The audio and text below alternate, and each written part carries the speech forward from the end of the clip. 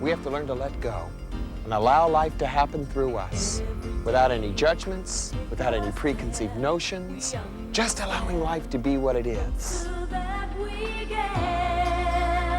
We're finding who we are. We choose between the left and right, the ups and downs, the darkness or the light. We're finding who we are. There's only one reform in life.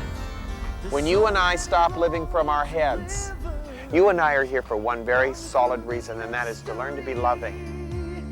We're finding our way together, just you and me. Namaste. We're going to show you a uniqueness of devotion like you've never seen it before. We're going to show you happiness like you've never seen it before. Come aspire with us.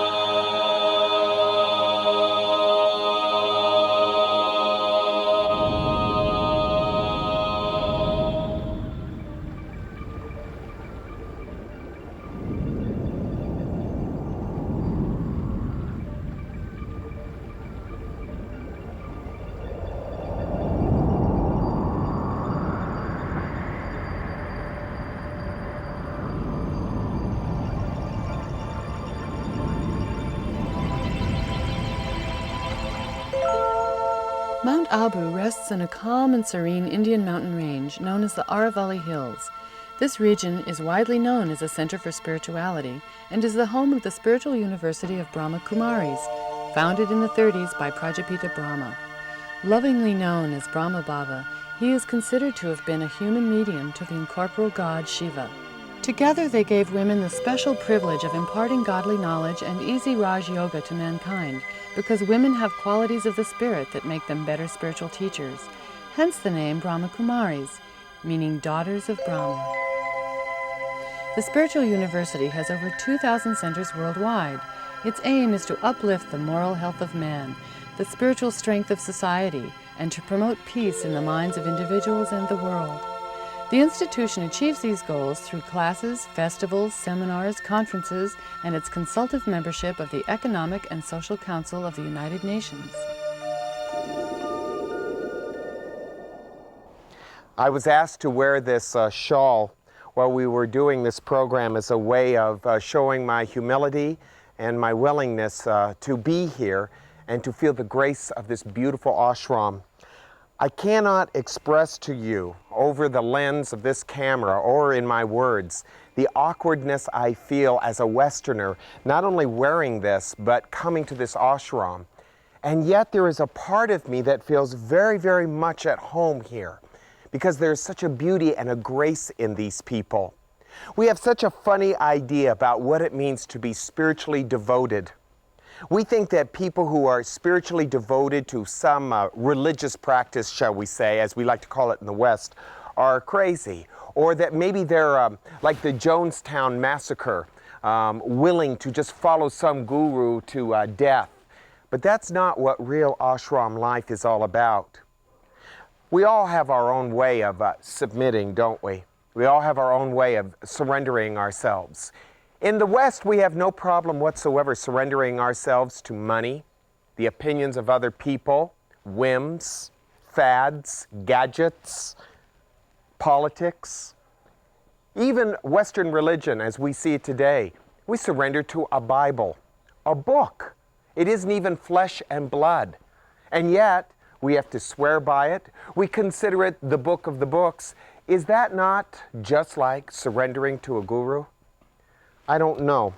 We have a real funny idea about surrender, but as you come here to this ashram at Abu, where for thousands of years great seekers have come here. They have come here for meditation, for understanding. For thousands of years, devotees have come to devote themselves to a purpose that was higher than their ordinary life. And yet, in devoting their life to this higher purpose, they found meaning in their ordinary life. More meaning than we in the West could ever understand, because we are so busy devoting ourselves to such trivia. The people here are so gentle and kind and so graceful. They can wear these beautiful robes. They go about their daily life, and it's not a chore for them. It's a gift for them. They scrub the floors. They cook the food. They make ashram life a part of their whole existence. It isn't like us in the West, where we go to work, live our life, cuss and swear our way through, regret and get angry at traffic and all the people that we think are in the way of getting our good, our food, our money. And then we go to church on Sunday and put that churchy face on, and then sing the hymns in church, agree with the minister, slip him $5, and then we leave and go back to our old life of cussing, swearing, hating, shouting, resenting, not forgiving. No, the people here have a grace and a surrender. And that grace only comes with surrender, not to a man. No ashram is about a man. No ashram is about a movement. It's about surrendering to the higher power that lives within. And as you come here and feel the Shakti, the power of what happens when hundreds and hundreds of people come together daily to sit in zazen, to meditate, to feel the silence, you begin to understand what real ashram life is all about. It's not following a leader blindly. It's about following a higher purpose consciously. And when consciousness is there, awareness is there, though to the human eye it may look like, well, you're following a religion like anyone else, but truly it is not. It's a very humbling experience, at least it has been for me, because you begin to find what true love is all about. Love is not blind. Love is open and deeply aware, and brings us a tremendous sense of wisdom and the heart.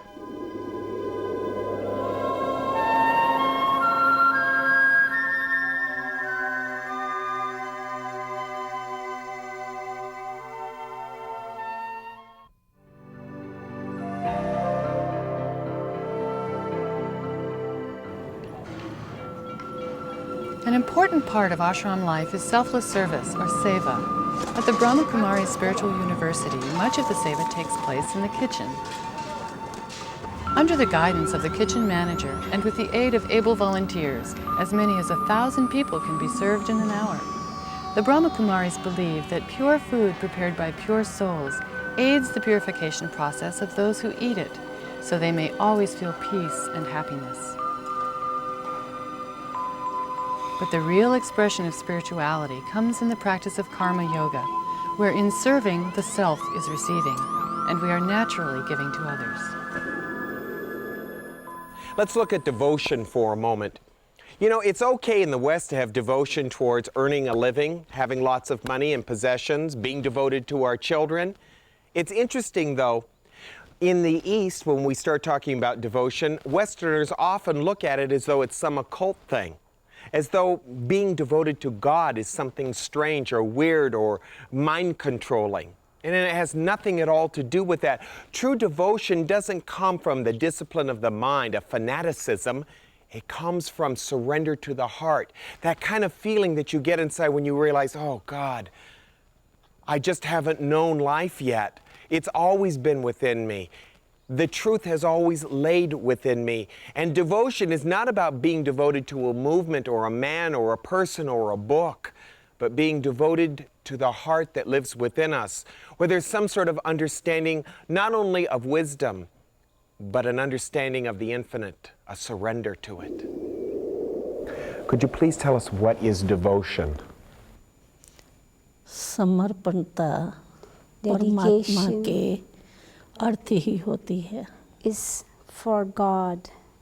इसलिए जब परमात्मा का हम सब आत्माओं को परिचय मिला, This is why when we get God's introduction that He is our Father and we are His children, विश्व को परिवर्तन करना, and also that God's task is to transform the world, शांत है, when we see today's world of sorrow and suffering, we feel that God, who wants us to transform this world, and it's our duty as we are His children to help Him in this task of transformation.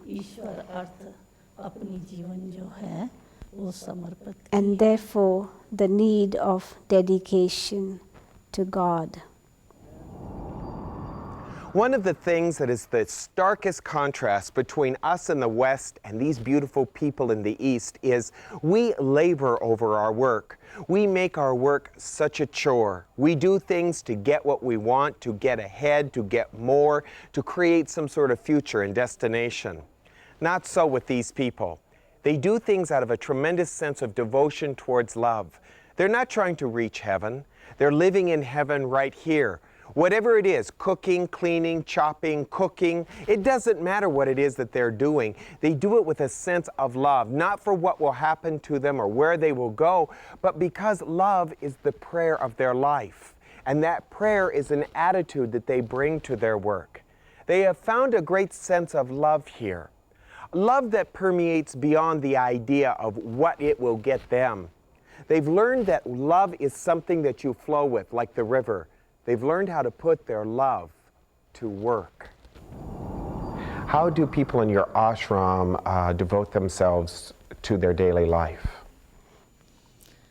हम लोग परमात्मा के प्रति सेवा करते हैं और परमात्मा द्वारा हम सब आत्माओं को बहुत शक्ति मिलती है, शांति मिलती है.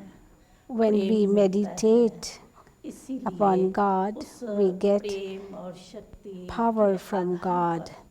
Along with the power, we get love, peace, and happiness from God.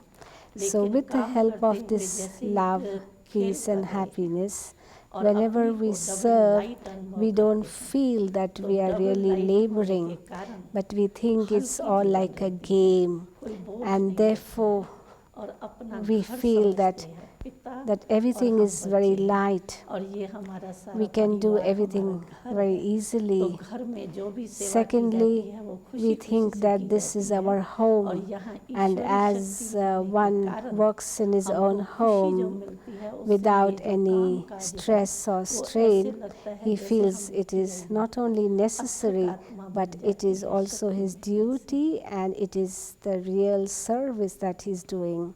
Therefore, with the help of this dedication, when someone serves, it's very easy to serve with love.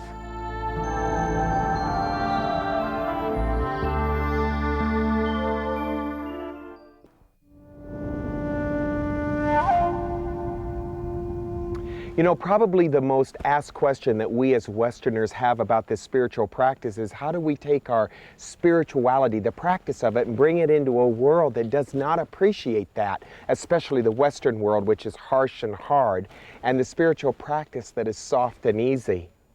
I remember as I was growing up watching my father do yoga. Every so often he would go through these tremendous kicks of yoga, and I would do it with him or play with him or watch him do yoga, and he'd do it for 1, 2, 3 weeks and then he'd quit, and I would ask him, you know, why have you stopped doing it? And he would say to me, quite honestly, I don't know, I just kind of fell out of it. How do we fall out of our spirituality? What is it that is the key that makes us fall out of it? Is it desire? Is it destination? Is it that we don't see any change? Or is it that we are not sensitive enough to the subtleness of our spirituality? That might be the key, because in the subtleness is the body of meditation, of love, and of God. How does a Westerner maintain the discipline that is necessary for meditation and inner work? कई हमारे पास विदेशी सहज योगी राजयोगी बने हैं. Many Westerners have become easy yogis and Raj yogis. क्या है कि उन्हों के हमारी जो नियम बने हुए हैं, दिनचर्या हमारी फिक्स है. अमृत वेले से यानी सवेरे से उठने से लेकर के And right from morning till night, our disciplines are fixed. And we teach them how they can set their life. And therefore, it's very easy for them to be in meditation whilst performing actions also. For example, when we wake up, we remember God. The first thing, this remembrance of God helps us to give us strength for the whole day. Just as when someone eats food, it gives him strength for the day. Similarly, the first thought we create when we wake up is about God.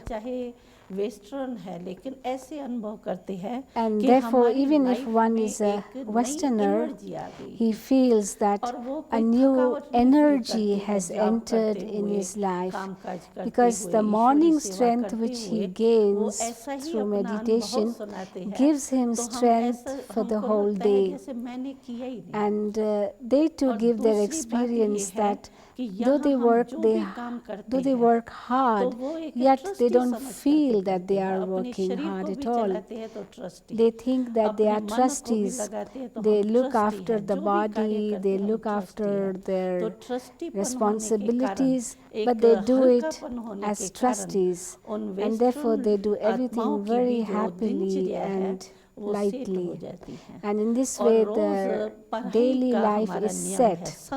Secondly, along with morning meditation, there is need of daily study of spiritual lectures. So, in all our centers, everywhere in the West, each Westerner is a regular student, and along with that, he receives spiritual love. This love helps him to be a selfless server. He gets true love from this spiritual family, and that brings newness and strength in him. One last question we didn't plan to ask you. If you had a message to the world, what would it be? विश्व पिता परम पिता जो हम The सब world आत्माओं का Father, पिता है, the Supreme Father of उसके all तरफ से souls, हम सब बच्चों के प्रति, चाहे कोई भी धर्म वाला हो, gives this चाहे मुस्लिम message हो, चाहे to क्रिश्चियन all the हो, चाहे souls, बौद्धी हो, the चाहे souls of all हिंदू हो, religions, कोई whether भी one हो, is a लेकिन है तो Muslim, परमात्मा Christian, एक। Buddhist, और Hindu, एक ही anyone. परमात्मा के हम But सब the बच्चे message हैं, is that all इसीलिए are children सर्व of धर्म one की Father. आत्माएं उस परम पिता परमात्मा And की therefore, संतान है। तो संतान होने के नाते से परम पिता परमात्मा हम सब बच्चों को यही कहते हैं the Father कि gives the वर्तमान message to समय all His संसार children में that जो दुख और अशांति और टेंशन है, at हर एक आत्मा present को टेंशन there है, is sorrow, उस टेंशन suffering से and tension निकलने के in लिए today's world, बहुत सहज which रास्ता can be एक ही है eradicated. कि तुम The easy आत्मा method समझ for करके that मुझे परम is पिता to be परमात्मा को soul याद करो, conscious तो and परमात्मा remember पिता, the मैं Supreme तुम्हारा Father. पिता हूँ। The और Father पिता के says, पास तुम I बच्चों के am लिए your सुख, Supreme Shanti, Father. Anand, And just Prem, as ये a खजाने father हैं। has तो अपने पिता inheritance से or treasures for अपने his जो children, treasures हैं, similarly, खजाने हैं, I have वो लो treasures of और peace, अपने जीवन को happiness, सहज love राजयोग द्वारा for you, सदा सुखी, which you can claim from थोड़े me. टाइम के लिए सुखी नहीं, सदा These सुखी। treasures और are not अति इंद्रिय momentary, सुख, but they बाहर could के be permanent, साधनों द्वारा constant. अल्पकाल का सुख They नहीं, could be लेकिन अति इंद्रिय limitless, सुख which you मुझ could परम पिता परमात्मा experience द्वारा हे from me. बच्चे अपना जन्म सिद्ध Therefore, the अधिकार Father समझ करके says, लो। take तो it हम as your समझते हैं, birthright. तो हमारे सभी And भाई therefore, बहनें we हैं, think सारे that विश्व की as आत्माएं, the तो souls उनको of the इस whole पिता world का are संदेश our brothers and लेना चाहिए sisters, और हम they समझते हैं should जैसे हमने claim this अपनी जीवन inheritance और from the अनेक Father. आत्माओं ने Just उस as संदेश we से अपनी have जीवन claimed परिवर्तन की है, the वैसे inheritance and have सभी जरूर transformed करेंगे। our life, Om it's our Shanti. wish that others do the same. Om Shanti. Thank you. Namaste.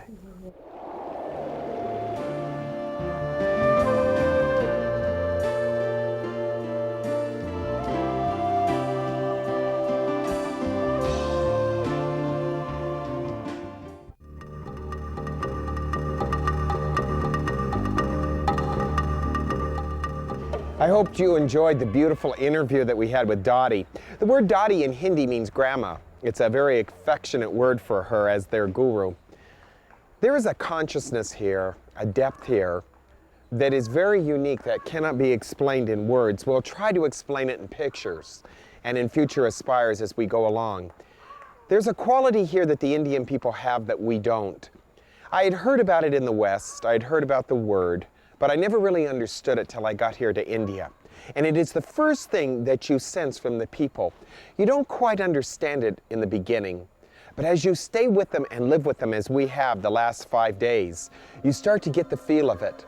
Their friendliness, their gregariousness, their happiness, while they're on the brink of personal destruction in their own life, they die at a moment's notice here, is due to a word that is not something that is pounded in them like we have in the West with words like guilt and shame and you'd better and you should. It's the word seva, which means selfless service. It is one of the most spiritual qualities in a human being. And as I have seen it here among the beautiful people of India, I've had to look at myself and go, where is my seva? What am I doing that is seva?